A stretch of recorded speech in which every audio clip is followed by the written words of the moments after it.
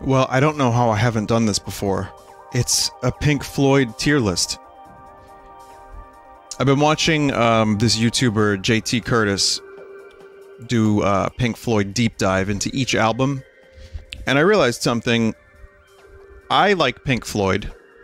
I'd like to talk about them and rank their albums. And one thing that some of you probably know, the music I make is definitely inspired, to say the least, and all four members of Red Vox are heavily influenced by and love Pink Floyd. So, it's dad rock, I know that, but it's really good. So, I'm gonna do my best to rank and talk about the albums. And just share little bits of information as we go along. So, let's begin. I'm going to go in release order. So we're going to start with Piper at the Gates of Dawn. This one right here. This is the Syd Barrett album. Some of you probably know this, but Syd Barrett was the original songwriter and frontman and singer of Pink Floyd. And there's a lot of unfortunate stuff that happened with Syd. And without getting into the full story, he was gone only a couple years later after they first formed. And a lot of it was drug stuff, maybe the pressures of fame. There's never really been a full agreement. However, just talking about what's on the album, I was really into Piper at the Gates of Dawn for a while. I think I'm going to put this in the B tier because it's a really good starting album. And I would say for its time, it's an A album, at least. But for now, for me, I'm going to say that their first album, Piper, is probably the B tier, bordering on a high B, meaning like real close to this one. My favorite songs are like Astronomy, Domine, Bike, Lucifer Sam.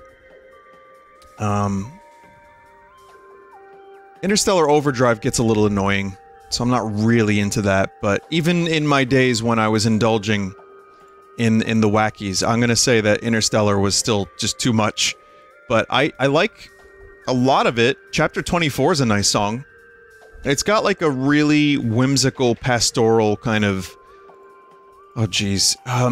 Just weird, like, everyday topics or storybook topics. And it really gets to that 1960s, like, the heart of what was happening in the late 60s.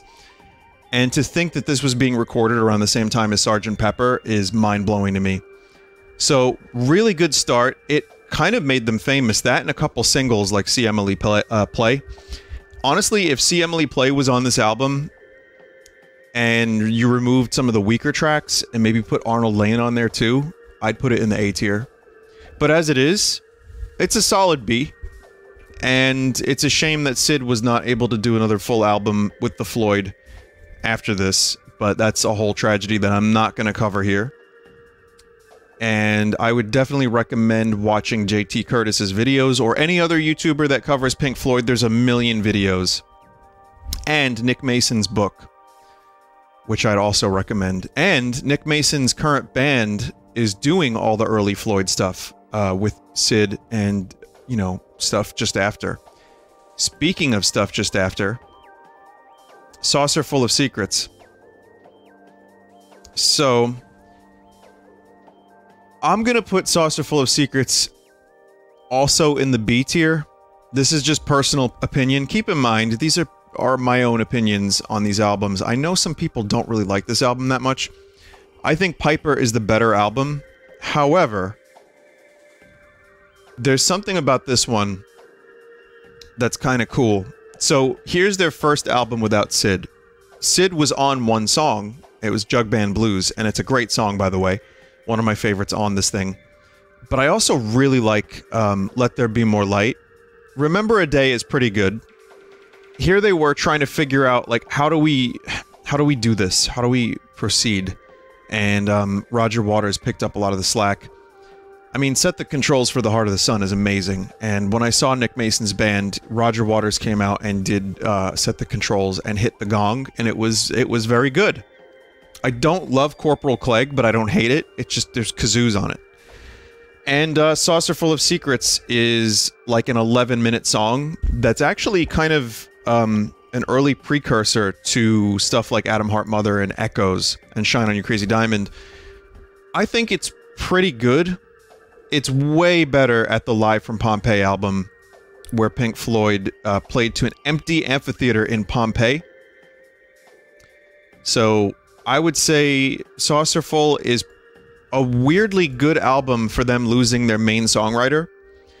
And it has stuff like Set the Controls, which I think is just incredible.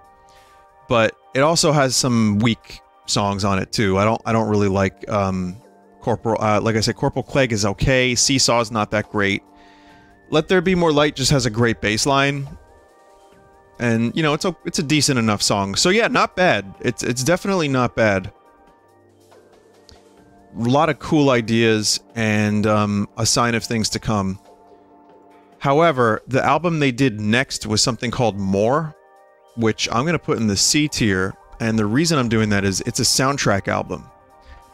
It is their first soundtrack album, and this is 1969. There's a couple songs on here that are cool, but a lot of it is just meandering soundtrack stuff, and I'm sure it works better in the context of the movie. Apparently the movie's not very good. The high points are Cymbeline, Green is the Color, the Nile Song, and Cirrus Minor. Those songs are genuinely great. The Nile Song is like a rock song, like almost grunge. Cirrus Minor is very like low energy, down tempo, psychedelic. It's got a cool, creepy atmosphere. Green is the Color and Cymbeline are just two very good songs. I think they're just like solid songs. They could have kept those songs in their sets later on in their career. They actually did a radio show. It was like a KQED, I think was the name of it. It was, they were filmed a couple years after this, or maybe a year, and they did these songs live, Green is the Color and Cymbeline. And I think those versions are better. But yeah, the rest of it is just not great, and it's just nothing songs that just kind of fill out the album for the soundtrack. However, I wouldn't put it in the D tier by any means, because I just don't think it deserves it. I think, you know, I think it's pretty good. So, listen to those songs and then just, you know, never listen to the second side of the disc. That's fine. Next is Umaguma, or Umaguma, which I think the album cover is great, but I'm going to put this in the C tier. I think it's better than More, but only by a little bit. This was an attempt by the band to try something different and find a new direction. And they did some real weird avant-garde shit on here, and the idea being there's a live disc, and, well, the live record, and then the studio album. So the live stuff, you have the Syd Barrett stuff with Dave on vocals. Dave Gilmour. You have Astronomy Domine. Careful with that Axe Eugene. Really good version. Set the Controls for the Heart of the Sun, and a decent Saucerful of Secrets. I haven't listened to this in a while, but I remember thinking it's a very solid live disc of their early set. It's only 4 songs. The problem is the studio stuff. The idea being each band member would write their own song and record it. And they did that. And it's not great. Rick Wright has Sisyphus, which I don't remember, aside from just not wanting to listen to it very much. Roger Waters has Grantchester Meadows, which I like. That was also done live at that KQED radio show. Much better version. And Dave was on the chorus, whereas Roger's just kind of boringly going through it on this disc. Several species of small furry animals gathered together in a cave and grooving with a pict. That's the name of that song. If you are just watching this because you want to hear the sound of my voice or whatever, check out Pink Floyd's Several Small Species. Google it. I can't really show it to you Several small. It comes up immediately. It's worth listening to for a minute, but it's just...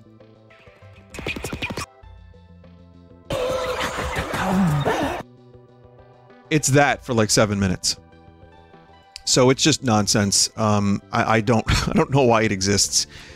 The Narrow Way is Gilmore stuff, and it has a couple cool things in there. Some of it sounds like The Wall, but it's not great.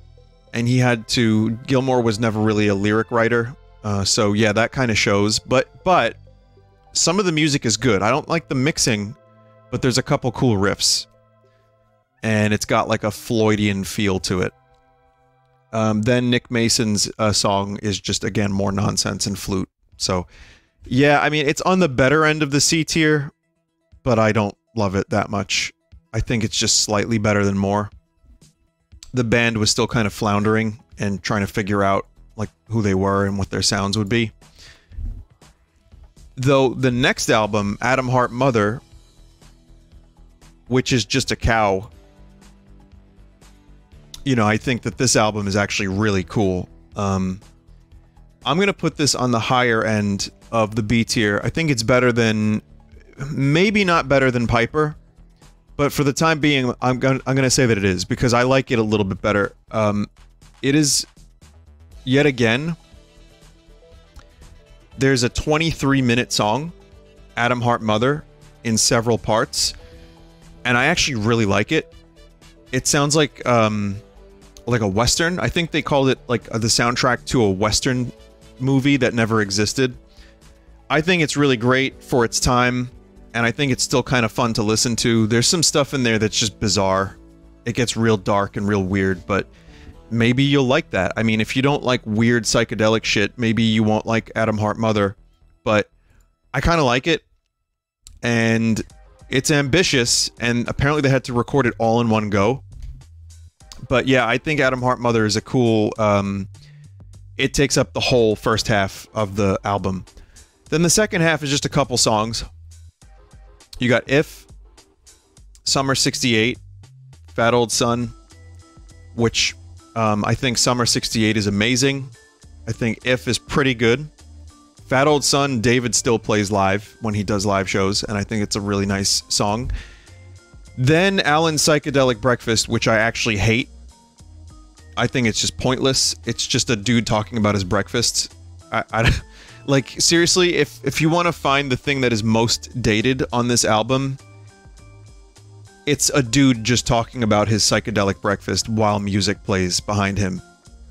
And that's really what it is for 13 minutes.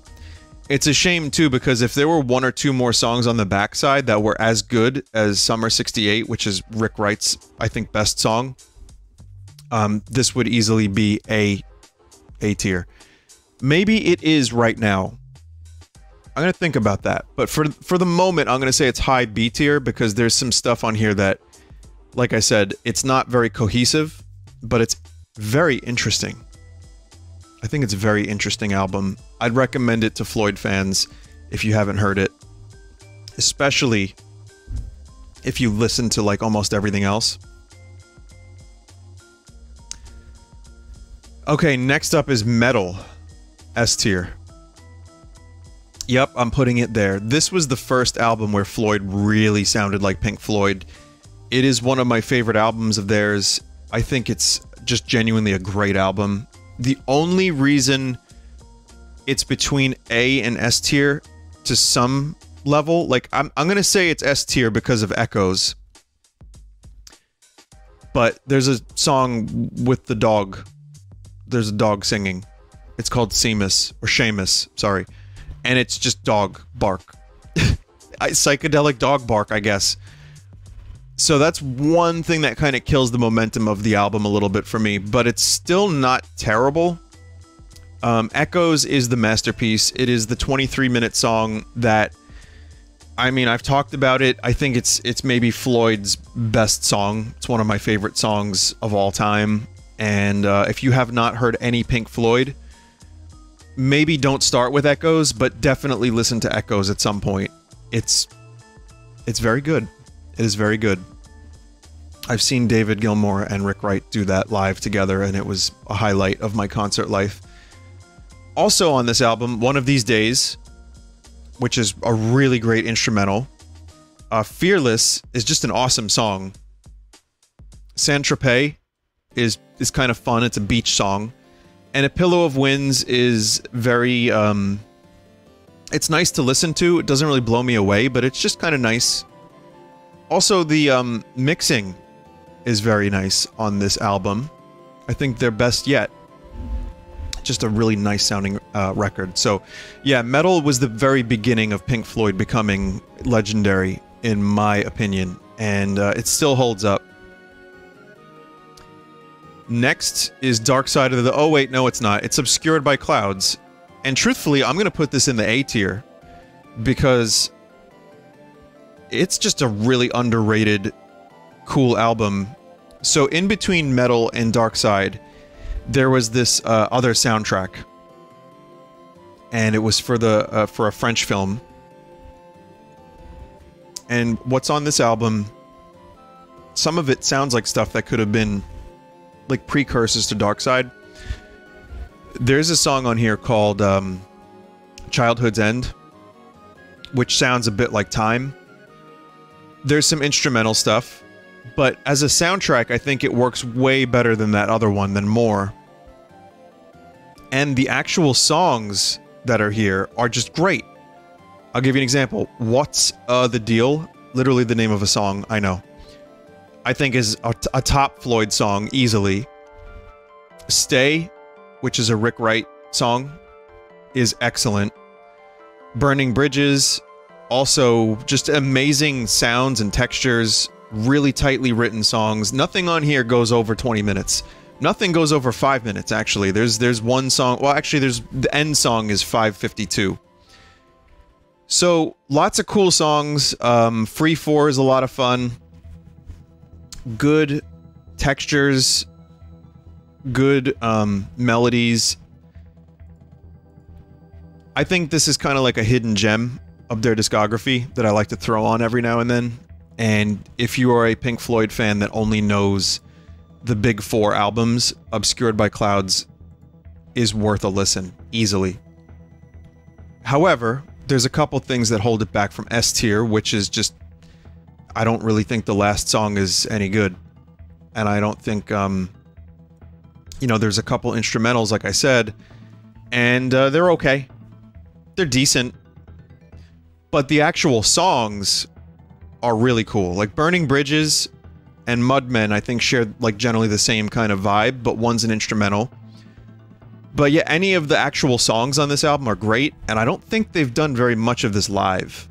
So, unfortunate, but cool album, and kind of hidden. Also, I would love to play Pink Floyd music in the background of this video, but you know what would happen.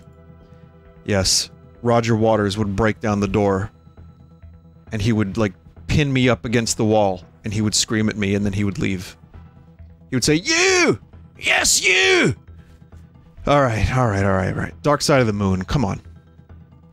So, I don't really know what to say about Dark Side of the Moon other than it is one of the best albums ever made, one of the highest selling albums ever made. So here's a band that lost their lead songwriter, lead singer, lead guitarist, replaced him, and then a few short years later went on to make one of the most highly regarded albums in rock history. And not just rock history, but also this album was kind of like used to test stereo systems. So, between that and the way this album was mixed, it's just incredible. I am a little sick of this album because I've heard it so many goddamn times. And because, you know, you hear the singles like Money. Like, Money is the Pink Floyd song that people know. But I don't really ever think it gets old. Like, as a whole, the album, what I mean is... Some songs I don't want to hear on their own, but I'll listen to the whole album, and it's fine. But my favorites on this are Brain Damage, Eclipse. I love Any Color You Like, which is the instrumental. Us and Them. Time. Breathe. I guess for me, the songs that don't work are just simply On the Run. I mean, it works for the album, and at the time in the 70s, you're listening to On the Run, which is just an instrumental with like synthesizers. It probably blew people away.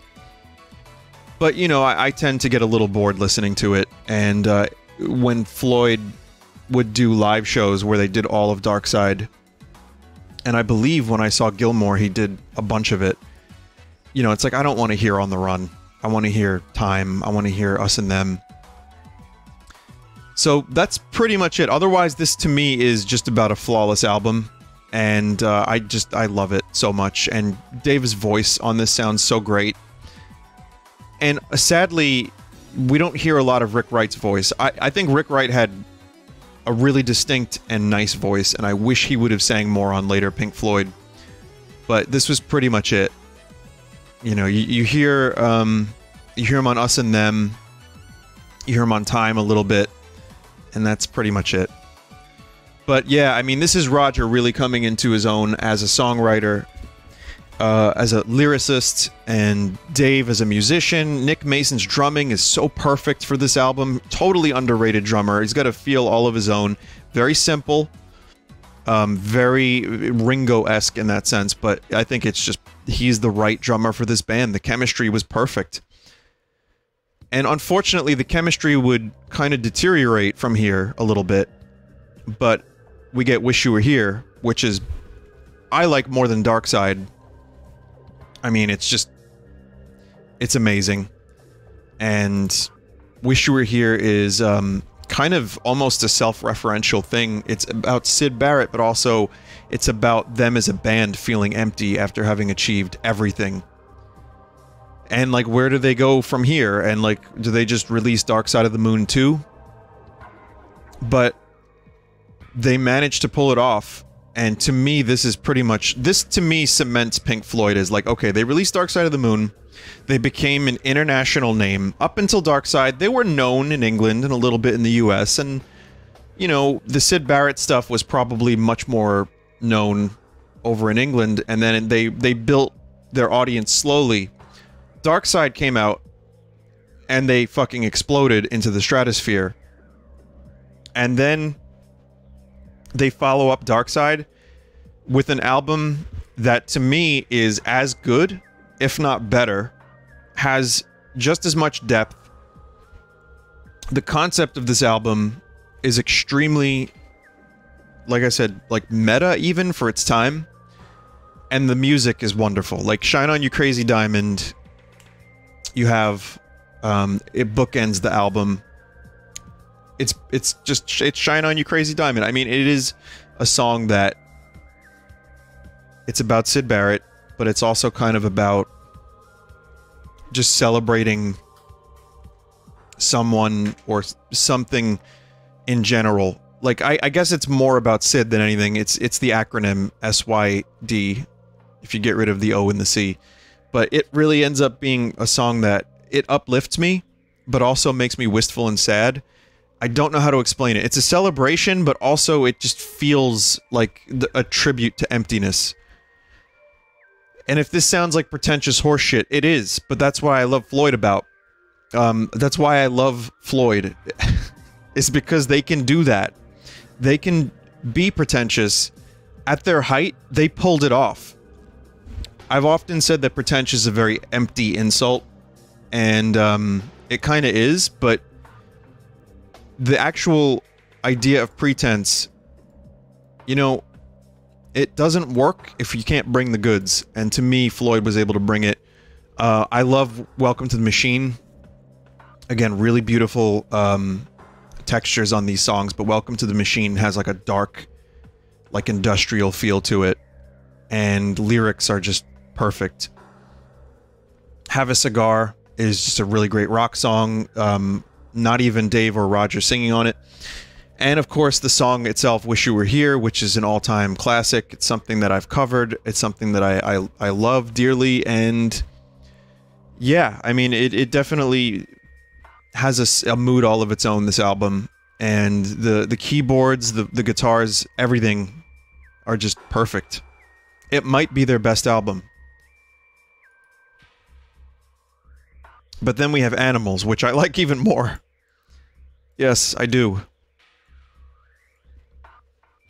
I think Animals is my favorite Pink Floyd album and one of my favorites of all time. So by this point, the band is starting to fall apart a little bit, but the music, and I know this isn't as highly regarded for a lot of people, but I do think that this is a super underrated album, and I think part of it is because of the music. I think the melodies are strong, the rhythm, the rhythmic aspects of it, the guitar solos, everything about this album is just fucking amazing. It's an accomplishment, and I would say that it goes into the general like the feeling of just like anger that Roger Waters was feeling towards, well, it's a very political album, but it's not political for its time. Specifically, it doesn't pigeonhole itself to the late 70s too much, and that's why I like it. It feels pretty timeless. The Pigs on the Wing songs are nice because they're sweet, as opposed to when everything else gets loud. But there's only like 4 songs on the album. There's Pigs on the Wing, part 1 and 2, same song, different lyrics. There's Dogs, Pigs, and Sheep. That's it. And they're all long songs, and I think Dogs is right up there with Echoes. Roger and David switch vocal duties on that one. But yeah, that thing's got some amazing solos on it, and the sound is incredible too. Same for Pigs being more of a call-out song, and Sheep as well. Like, just, I don't know, I just love this album. There's a part of me that knows it's not as good as Wish You Were Here, Dark Side, or The Wall, but I think that's why I like it so much. So yeah, and in some ways too, this was a response to the punk movement happening at the time. They were being regarded as like dinosaurs. They were being regarded as dad rock even in the late 70s. Think about that. Punk is now considered dad rock. Whereas at the time, you know, this stuff, the Floyd stuff, was like only 10 years old, and people were like, yeah, they're done. They're beat. So I do love that. The Wall and Wish You Were Here, sometimes it's hard for me to choose. Sometimes The Wall's my favorite. For now, I'm gonna put The Wall right here in the S tier. Yes, all of these albums are this good. I love The Wall.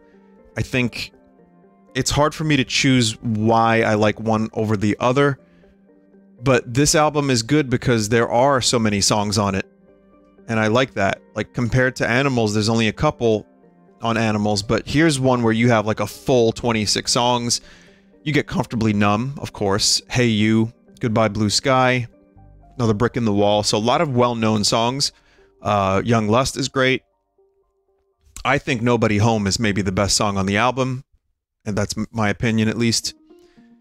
You know, there's the concept of The Wall, there's the movie The Wall, there's all the live performances that Waters has done. But for me, truthfully, the album stands on its own as being one of, I guess for me, it just kind of resonates with me. The idea of having a wall, the idea of, yes, having a wall, like, you know, in your home.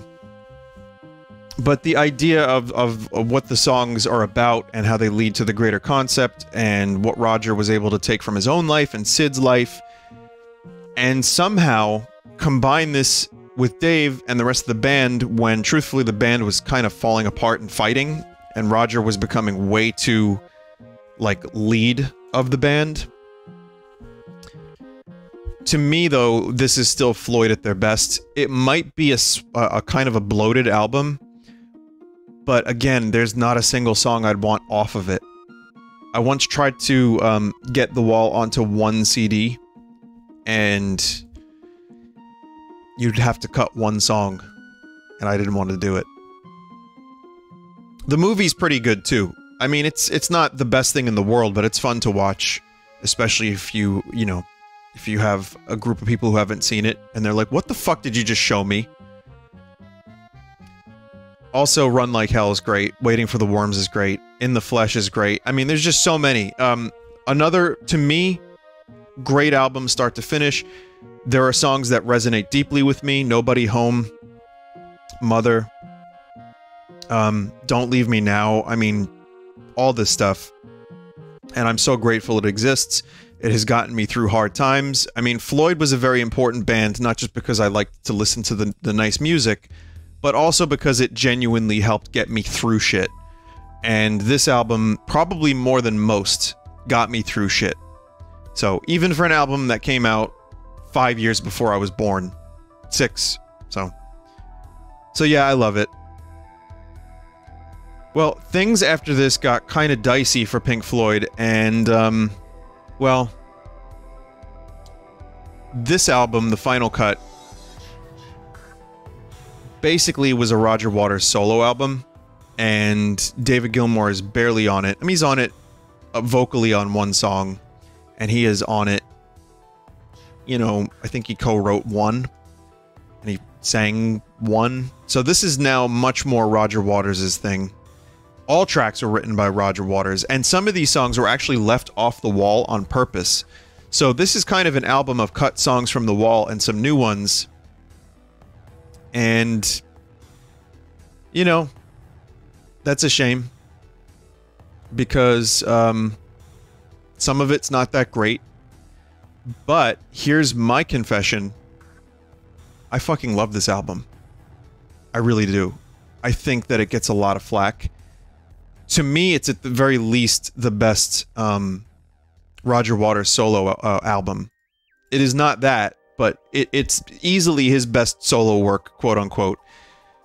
I can't help but love it. Especially the 2004 version, which has When the Tigers Broke Free, which was a song from the Wall movie. That song is amazing. So, here are the songs I love. The Gunner's Dream, Fletcher Memorial Home, The Final Cut, Not Now John, Two Suns in the Sunset, and Tigers, obviously. By the way, they're not tigers like the animals, they're tiger tanks. This is an album, much like The Wall in some ways, about war. Roger Waters lost his father in the war, in World War II, and he was very young. He didn't really have a dad growing up, so he wrote about it a lot. And this album is like, some may even consider it to be complaining, but I think it's an honest album, and I think it is. Following The Wall, it's a problem, because it's such a, you know, following the best 4-album span of most bands' careers, I would say that The Final Cut is a little bit of a letdown. But on its own, I think it's great. And it's sad, and there's a lot of great music on here. It's just a shame Rick Wright's not really on here, and neither is David. But if you view it as a Roger Waters album, if you view it outside of the drama of Pink Floyd, and truthfully this is their last album as a 4-piece unit, you know, it still has a lot of good stuff on it. If someone argued with me that it was B tier, I could see that, but I like this album. So I'm going to throw it in A tier, but maybe not as good as Obscured by Clouds. Maybe. So then many years go by. David Gilmour has some solo albums, which, by the way, both pretty good. I like the first one more. I'd put them in maybe B tier. But what I would say is the Pink Floyd we knew is sadly now no longer a thing. And you have some unfortunate stuff, which is they get back together. It's David, Rick, and Nick. And they made an album called A Momentary Lapse of Reason. I don't really like this album, but I still think it's better than the other C-tier albums. And, yeah, it's just not that great. It's just so 80s sounding. And Rick Wright didn't really contribute very much to this. It's kind of, you know, Gilmour writing with some other people. Here's what I like. So, it's an 87 album. It sounds like an 1987 album. However, I really like Learning to Fly. I do like On the Turning Away. And Sorrow's pretty good. Most of the rest of this album I dislike. I think there's nothing There's some bad stuff on here too, like A New Machine. I don't know why we're doing that. There's a lot of like filler, just filler sounds. I don't really know why, but you know, there's some stuff that sounds decent. One Slip is okay. I don't like the Dogs of War, but generally it feels like here's David on his own trying to carry this massive weight. And for the record, I like David and Roger, and I have my opinions about Roger. And you know what? David is not perfect in all of this. Like, I'm sure he had his own stuff. And, you know, truthfully, I don't think they pulled it off on this album. I think that this was an attempt to have, you know, David wanted to continue as Pink Floyd. And fair enough, he contributed so much. He won the legal battle so that he could use the name. So I do think he deserved. Him, Nick, and Rick are essential members of Pink Floyd. Just because Roger was the driving force of the lyrics and the concepts and a lot of the music, it doesn't mean the other guys were nothing. That said, this album is not good. It's really not. Learning to Fly is genuinely a nice song. I really like it. But, you know, it's just unfortunate that they couldn't pull it together a little bit more for this one. But then they did some successful tours, and, you know, there were tons of, you know, sold-out concerts. Again, some of it was very, very 80s looking, but, you know, decent shows. I've seen them on the YouTube. And then in 1994, they released another album. Now, keep in mind, the music scene has changed so dramatically around Pink Floyd from the late 60s to the early 90s. I mean, just between Momentary Lapse of Reason and Division Bell, which is the next album we're going to talk about, the hair metal kind of came and went. I mean, it was around in the 80s, but Guns N' Roses happened, then Nirvana happened, grunge happened, Cobain dies in 94, grunge kind of starts petering out. It's still around in 94. I mean, this 7-year gap between these two albums for one band, the music scene changed dramatically. But then you have Division Bell. And truthfully, I think it's an A-tier / B-tier album. I think I'm giving it a little bit too much credit. And I know there would be some pushback against that. But hear me out. I think it's a much tighter album than Momentary Lapse. I think the Rick Wright contributions benefit the album greatly. It sounds a lot more like early Floyd. I think the production is nice. It's not anything like outstandingly amazing, but it doesn't sound like 80s dreck. So yes, this album does sound a little bit more like well put together. And to me, there are genuinely some like great Pink Floyd songs on this album. High Hopes is the best one, which sums up the band nicely, and I think to me is the perfect song to leave on. Like, you can't really beat that if you're going to end a band, except they tried again and then they did another one. But anyway, High Hopes is genuinely great. I love it. I've seen it live when I saw David, and yeah, and it's just a cool song. So I like that one a lot. I like Pulls Apart. I think the concept of the loss of communication on this album, it's not Roger Waters tier lyrics and concept, but it's something. And you know, the whole communication aspect of it, of like, you know, Keep Talking is one of the songs.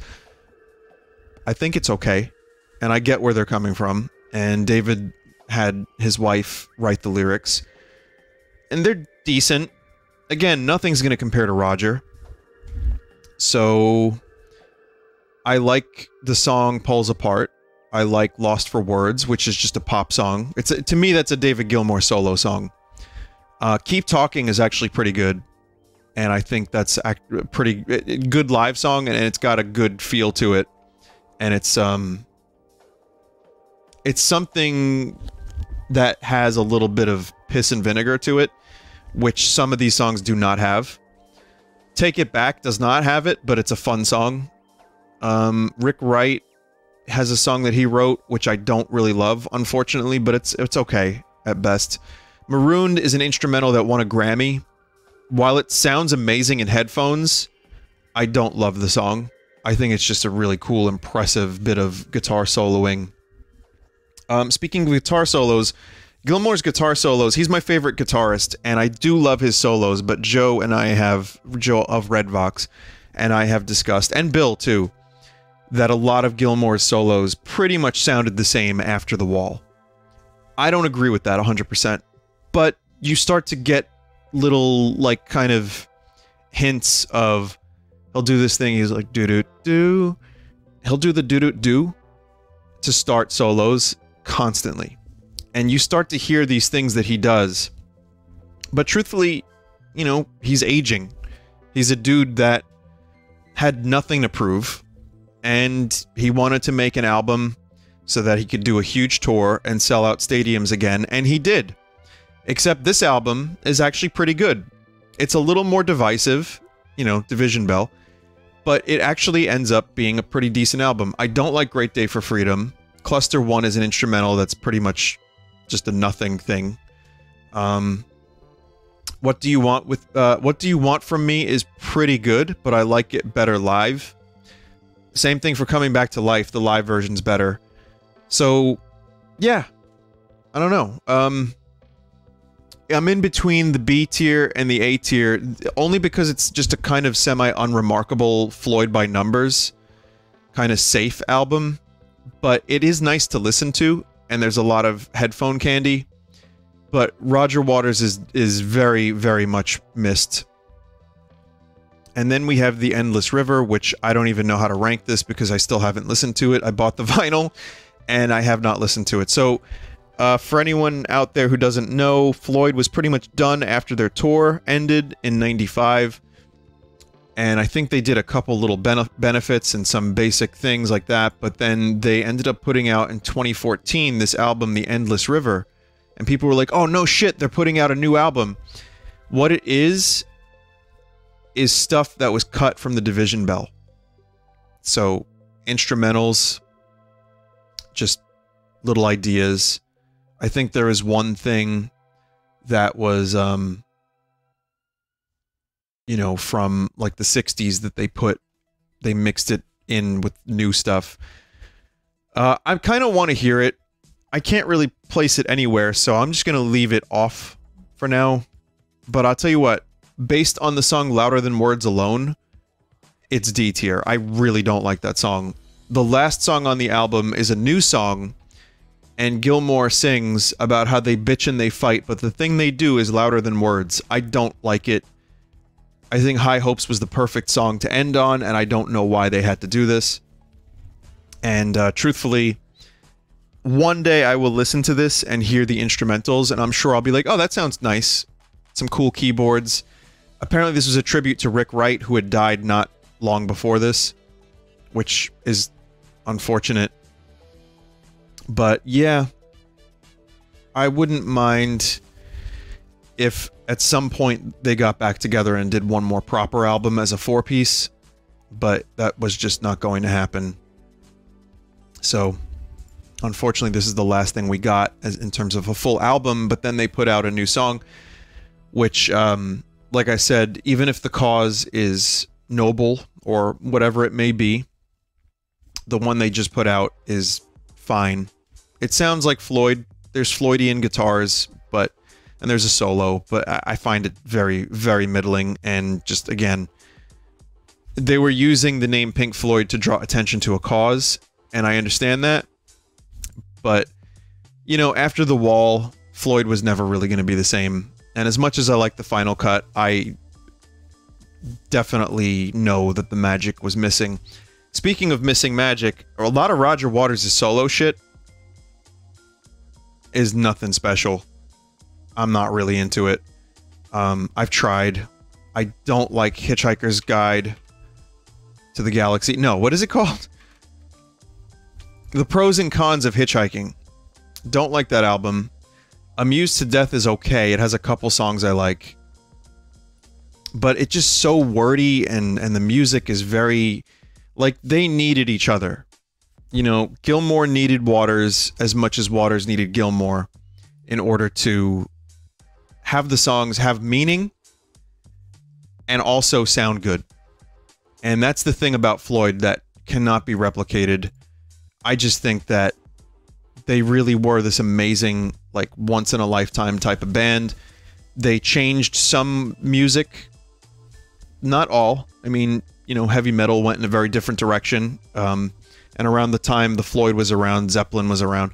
But they carved out their own place in history, and they're probably in my top 3, maybe my favorite band ever. I'm not sure. So, you know, and all of it was pretty much before my time. I came to them later on, but there are very few bands that compare, especially with the 4-album streak plus metal. I mean, to me, Obscured by Clouds to Final Cut is all amazing and worth listening to. So, you know. And Gilmour's On an Island album is pretty good. So I like that. But again, it's just kind of ear candy. So if you have not listened to Pink Floyd, I would recommend, you don't want to listen to one song at a time with Floyd, but you can, like, listen to Hey You, Comfortably Numb, Another Brick in the Wall, Wish You Were Here, Time, Breathe, Brain Damage. Those are songs that are like popular on Spotify that you can listen to on their own and they will sound good. However, Floyd is much more of a throw the album on in full type band. You do not have to be stoned to enjoy Pink Floyd. I know that is a stigma that is associated with them. Like, bro, how much do I have to smoke to enjoy them? And to me, the answer is a little, maybe, but not too much. But, you know, listen to The Wall, listen to Dark Side of the Moon, maybe Dark Side first, I don't know. See how you feel about it. But truthfully, sometimes it hits, sometimes it clicks, and sometimes it doesn't. But I do think that they are a band that have continually rewarded me. Every now and then I go back into a Pink Floyd phase. You know, it's kind of over at the moment because I've listened to all of it. I was obsessive. I probably started writing songs and playing guitar partially because of Pink Floyd. And I still come back to them once every 5 years or so, and I'll like watch a live thing or listen to the albums, and I'll be like, God damn, they were so good. So in some ways, I've been looking for more music like this, and it exists, but there's just something hard to explain about why this stuff is so good. So anyway, that's my video about Pink Floyd. I'm not trying to sell you on it, like, you know, to buy records or whatever, but maybe it's something that you connect with and it helps you the way it helped me, or you enjoy it the way I enjoyed it. And that's my ranking. So tell me what you think. Let me know what your ranking is in the comments below. Don't forget to hit the bell. Don't smash that like and subscribe, or maybe you should, I don't know. And whatever you do, just remember,